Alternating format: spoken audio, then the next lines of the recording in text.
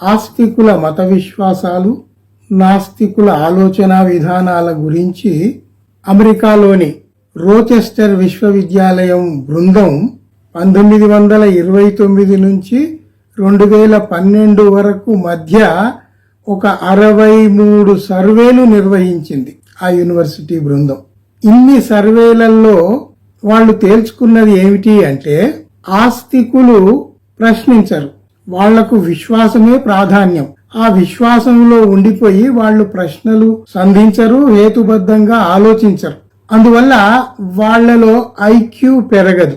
కానీ నాస్తికులు అందుకు విరుద్ధంగా ప్రతిదాన్ని ప్రశ్నిస్తారు, రుజువులు సాక్ష్యాలు అడుగుతారు. కాబట్టి ప్రశ్నలు వేస్తుంటారు. ఈ ప్రశ్నలు వేసే తత్వమే వాళ్లలో కొత్త కొత్త విషయాలు నేర్చుకుందామన్న జిజ్ఞాస, వివేచన, వివేకం బాగా పెరుగుతాయి. అందువల్ల వీళ్ళు చెప్పేది ఏమిటంటే, ఈ యూనివర్సిటీ బృందం వాళ్ళు, నాస్తికులలో ఐక్యూ ఎక్కువ, ఆస్తికులలో మెదడు మొద్దుబారిపోతుంది. ఎందుకంటే వాళ్ళు దానికి పని చెప్పరు, పని కల్పించరు. వాళ్ళకి ఏదో ఒక విశ్వాసం ఉంటే దాంట్లోనే వాళ్ళు జీవితం గడుపుతూ ఉంటారు తప్ప ప్రశ్నించటం, కొత్త విషయాలు తెలుసుకోవటం అనేది ఆస్తికులలో ఉండదు. అదే విషయాన్ని ఈ రోచెస్టర్ విశ్వవిద్యాలయ పరిశోధక బృందం వాళ్ళు నిగ్గుదేల్చారు.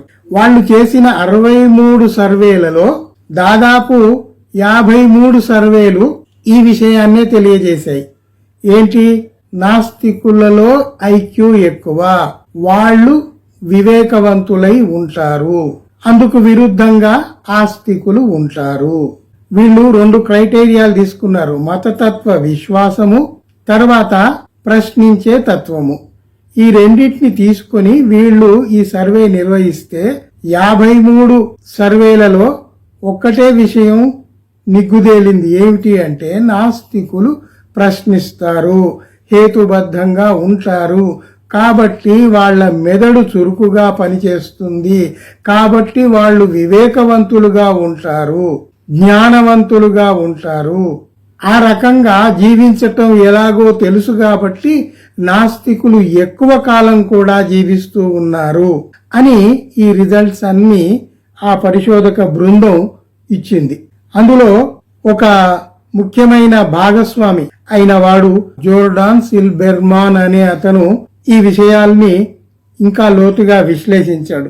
ఈ ఐక్యూ ఉండటం వల్ల నాస్తికులు ఎప్పటికప్పుడు కొత్త విషయాల్ని నేర్చుకుని ప్రపంచ జ్ఞానాన్ని పెంచుకునే అవకాశం వీరికి ఉంటుంది. ఇంకొకటి, ఇది ఒక్క అమెరికాలోనో ఆ చుట్టుపక్కల దేశాల్లో కాదు, ప్రపంచవ్యాప్తంగా దాదాపు అన్ని దేశాల్లో ఈ సర్వే చేశారు. ఇంకొక ముఖ్యమైన విషయం ఏమిటి అంటే, ఒక వయసు వారిలో కాదు, చిన్నపిల్లల నుండి వృద్ధుల దాకా అన్ని వయసుల వారి మీద వీళ్ళు ఈ ఎనాలిసిస్ చేసి విషయాలు ప్రకటించారు. వాడికి బాల్యంలోనే ప్రశ్నించే తత్వం అలవడితే వాడు ఆ చర్చి వైపు, ప్రార్థనా స్థలాల వైపు వెళ్ళడు. వాడికి ఒక రకమైన విముఖత ఏర్పడుతుంది. అది ఏర్పడకపోయినప్పుడు వాడు పెద్దవాడైనా, మధ్య వయస్కుడైనా, వృద్ధుడైనా వాడు అదే విశ్వాసంలో వాటి చుట్టే తిరుగుతుంటాడు, ఆ దైవ భావన చుట్టే తిరుగుతూ ఉంటాడు. కానీ ప్రశ్నిద్దాం, కొత్త విషయాలు తెలుసుకుందాం అన్న ఆలోచన ఆస్తికులకు రానే రాదు. అందువల్ల ఇప్పుడు సమస్యలు వస్తాయి. ఇప్పుడు కొన్ని మతాలు ఏం చేస్తున్నాయి అంటే, విశ్వాసకులకు కొన్ని సౌకర్యాలు ఇస్తాయి. మత విశ్వాసకులకు ఈ మతాలు, మత సంస్థలు, ప్రార్థనా స్థలాలు కొన్ని అవకాశాలు ఇస్తాయి, కొన్ని సౌకర్యాలు ఇస్తాయి. ఈ ఆస్తికులు ఏం చేస్తారు? కళ్ళు మూసుకుని ఆ సౌకర్యాలన్నిటినీ తీసుకుని అనుభవిస్తూ ఉంటారు, కానీ ప్రశ్నించరు. అదే నాస్తికులు ఇట్లాంటి సౌకర్యాలకు, చవకబారు అవకాశాలకు తావు ఇవ్వనే ఇవ్వరు. మీరు ఎన్ని ఆశలు చూపినా వాళ్ళు వాటికి దూరంగా ఉంటారు. వాళ్ళ ఆత్మస్థైర్యంతో, వాళ్ళ ఆత్మవిశ్వాసంతో వాళ్ళు ముందుకు పోతూనే ఉంటారు. ఒక తత్వవేత్త అంటాడు, మీరు సరైన మార్గంలో పోతున్నారన్న విశ్వాసం మీకు ఉంటే మీరు చేయాల్సిన పని ఏమీ లేదు, ముందుకు నడుస్తూ ఉండటమే అని. మనం నడిచే దారి సరైందా కాదా అని అనుమానం ఉన్నవాడికి వెనక, ముందు, పక్క, ఈ పక్క అన్ని చూసుకోవటం అవసరం అవుతుంది. వాడెంచుకున్న మార్గం మీద సరైన నమ్మకం ఉన్నవాడు ఇంకా ఎటూ చూడాల్సిన పని లేదు, ధైర్యంగా ముందుకే నడవాల్సిన అవసరం ఉంటుంది. ఆ పని నాస్తికులు నిరంతరం చేస్తూ ఉన్నారు. ఇది ప్రపంచ వ్యాప్తంగా జరుగుతూ ఉంది. సో ఈ చిన్న సర్వే రోచెస్టర్ యూనివర్సిటీ వాళ్ళు చాలా సుదీర్ఘకాలంగా చేసిన 63 సర్వేలను ఎనాలిసిస్ చేసి వాళ్ళు ఈ ఫలితాల్ని ప్రపంచానికి విడుదల చేశారు. ఇది వాళ్ళు చెప్పారు కదా అని నేను ఊరికే నమ్మలేదు.